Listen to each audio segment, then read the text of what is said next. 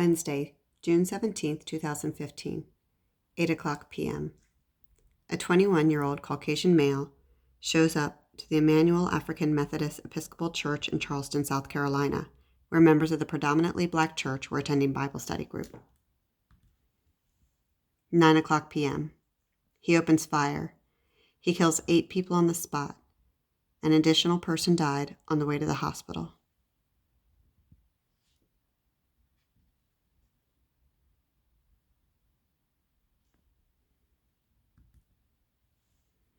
As the community began to grapple with the reality of what took place, the gunman made his way to North Carolina. Dylann Roof was captured in North Carolina at 10:45 a.m. the following morning. The community mourned.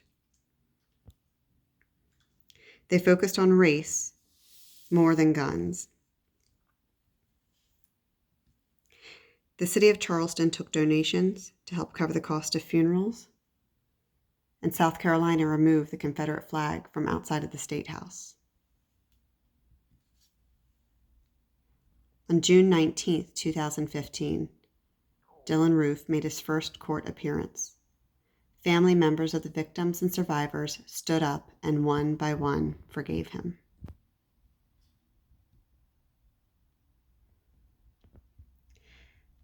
Dylann Roof was born to parents who had already divorced, and he split his time between both households. His family was very transient, and he was never in one school or location for very long. At separate times, both of his parents struggled with their finances. Dylann dropped out of high school and began reading white supremacy websites. He eventually created a website of his own to showcase his racist views.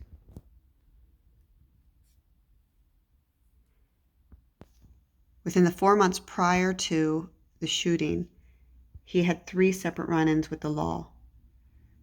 2 ended up being misdemeanors, 1 with a controlled substance, and 1 where the officer found a gun in his car.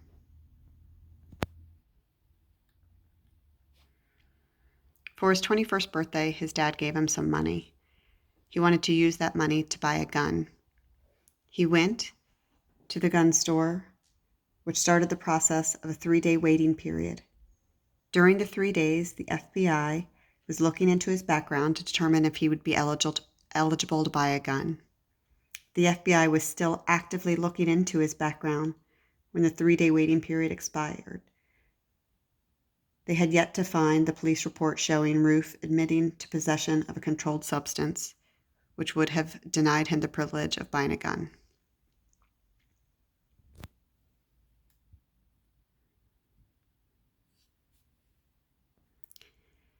Dylann Roof had talked to at least 2 friends prior to the shooting and bragged about the fact that he planned to do something big. He wanted to start a race war. His friends knew for at least 6 months that he was planning something.